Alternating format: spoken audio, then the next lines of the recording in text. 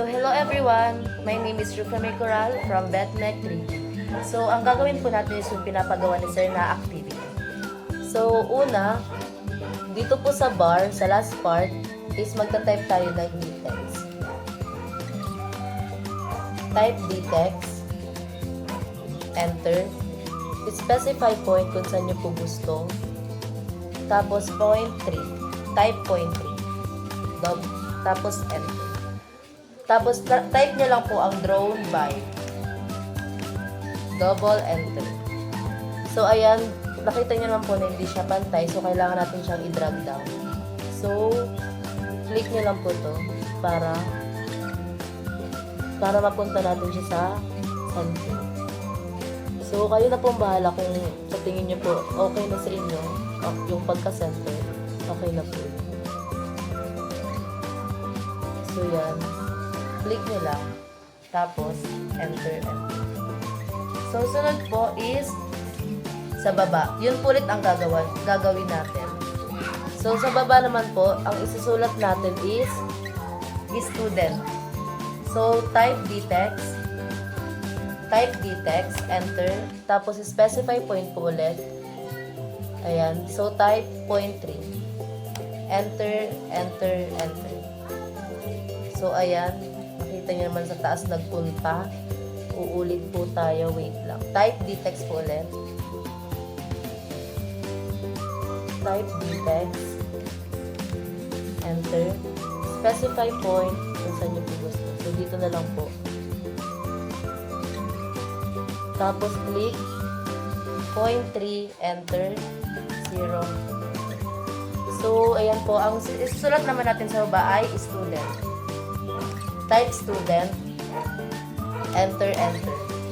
So, yun po ulit. Kailangan natin siyang i-drag down para mapantay siya. So, click. Tapos, galawin lang po natin siya. Ayan. So, kung sa tingin niya po okay na, pantay na po siya dun sa taas, click nyo lang po. Tapos, enter. Ayan. So, next naman po is yung dito sa gitna. So, yung dito po sa gitna is type dtext ulit. Type dtext. Enter. Specify point. So, dito na lang po. Ayan. Specify point. Type point 6. Enter. Point 6. Enter. 0. Enter.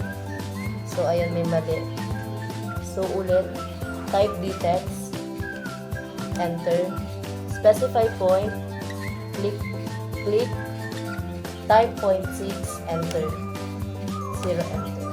So, ayan.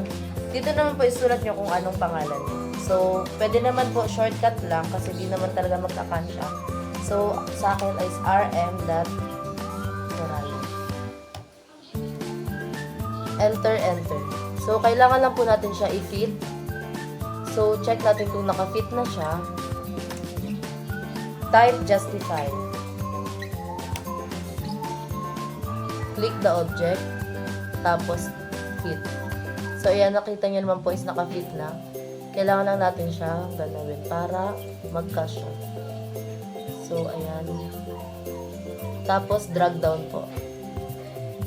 Ayan. Ipantay nyo lang po siya para okay pagtingin natin siya. So, ayan, enter. So, next naman po is yung sa last part. Yun po ulit ang gagawin natin. Type dtext, enter, specify point, tapos click, type point 3, enter. So, dito naman po isusulat natin ang plate number. So, ayan, nakita nyo naman po yung sobra siya. Kailangan natin siyang i-adjust. So, enter. So, ayan, drag po ulit natin siya. Papasok. Ayan. So, sobra po siya. Kailangan natin siyang i-fit. So, type justify. Tapos, click, right click, fit.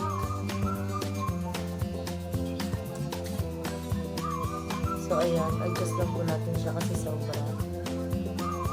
Enter. Oops. Click. I-adjust lang po natin siya papasok.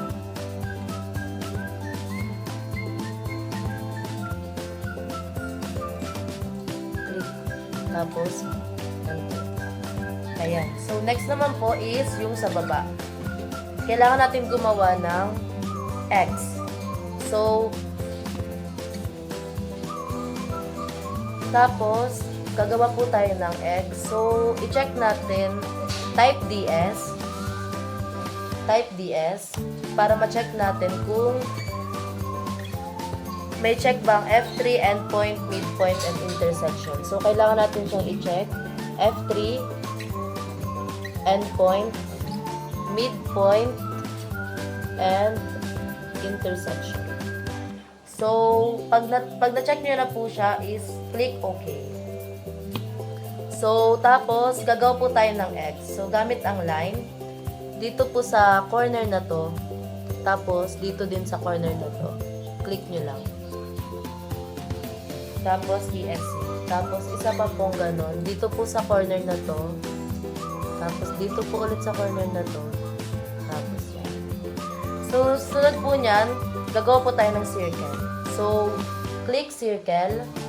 Tapos, dito po sa gitna ng X, click. Tapos, type 0.6. Ayan. So, meron na po tayong circle. So, kapag meron na pong circle, kailangan natin i-trim yung sobrang line.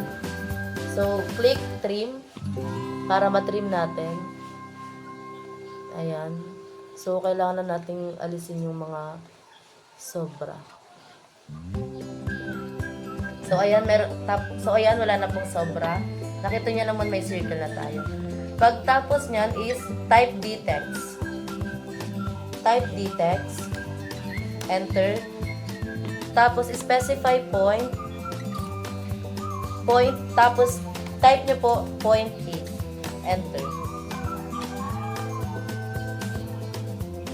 0.8. Enter. So, tapos type niyo po 1. Enter, enter. So, ayan, nakikita niyo naman po na hindi siya pantay. Kailangan natin siyang ayusin. So, ayan, igitna lang po natin. Kung sa tingin niyo po okay na sa inyo ang pagkagitna, okay na po yan. Ayan, so okay na yan.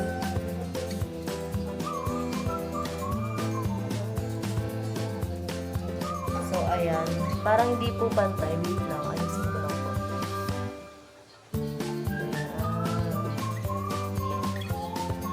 So, ayan na po, enter, enter. So, ayan, tapos na po tayo sa bar. Pupunta naman tayo sa next, is yung sa box. Sa box naman po, ang gagawin natin is, kailangan natin makuha yung 55.5 na app na pinapagawa ni Sir. So, type DS para ma-check natin. Wait lang po. Dahil, ayan. DSCAS. So, type DS. Enter. Tapos, i-check natin kung ay sa DS na to, i-clear all natin. Aalisin po natin yung mga check sa snap, sa F3, sa endpoint, sa midpoint, and sa intersection. So, pag naalis na po natin, click OK. So, next is, type po natin is snap 0.25. Snap, enter, 0.25, enter. Tapos, kukuha po tayo ng line. Tapos, dito po sa corner na to, click hanggang dito sa corner na to. Yan. Tapos hayaan nyo lang po siya na ganyan. Tapos, type nyo po, shift at 8 and shift, comma, and type 55.5, enter, enter. So, ayan po, ganyan pong lalabas kapag tinype nyo yun na shift at. So, next naman is click line. Click line, tsaka check, click offset. Tapos, sa click offset, 0.25 enter. So, ayan, naka 0.25 na siya, pero type na lang ulit. Ita-type ulit natin, 0.25 enter. Tapos, type M for multiple. M, multiple. So, ayan. Tapos, ayan na po, click, click, click, click, click, click, click. Ayan, click. Next, dito naman po, click, click, click, click. Click, click. And, so, ayan po, nakita nyo naman, is ganyan yung kinalabasan. So, may mga sobra, tsaka may kulang. So, kailangan natin mag-trim. So, click trim. I-trim po natin yung sobra. Ayan. Trim. Trim. Trim. Trim. Trim, trim. Trim. Kailangan nyo pong i-zoom para di kayo, para hindi masobrahan yung pag-trim nyo. Para yung i-trim nyo is yung kailangan nyo lang i-trim. So, ayan. So, wait lang.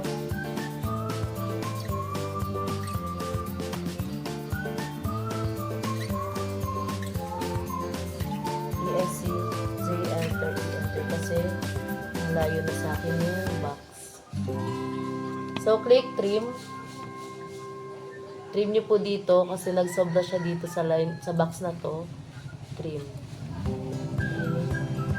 Trim. Trim. Trim. Trim. Trim. Trim. Trim. Trim. So, ayan. Kung nakikita nyo po na okay na, wala nang dapat i-trim, is kailangan naman natin pumunta sa extend. So, ayan, may nakikita pa akong dapat i-trim dito sa may taas na box. Ayan. So, ayan, wala na. ESC, ESC. Z, enter, E-enter para mas madali nyo makuha yung extend. So, ayan po, kailangan naman natin mag-extend. So, type extend. Enter. Tapos, click nyo lang po yung object na kailangang i-extend. So, ayan. Click, click.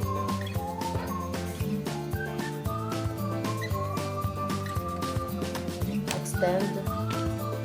Click nyo lang yung object na bipin ang line.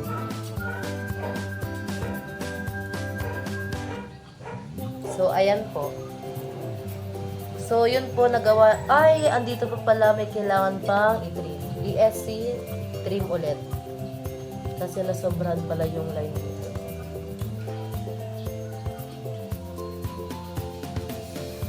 Trim, trim, trim, trim, trim, trim, trim, trim, trim.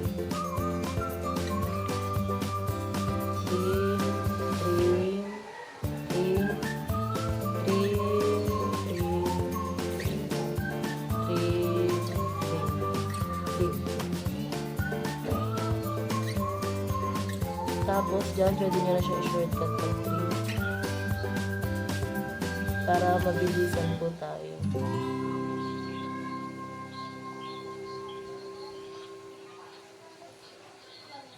Trim, trim, trim. Trim, trim. Oops. Trim, trim. So, ayan po. Nakita nyo naman, wala nang sobra. Okay na. Na-extend ko na rin. So, yun lamang po. Thank you for watching.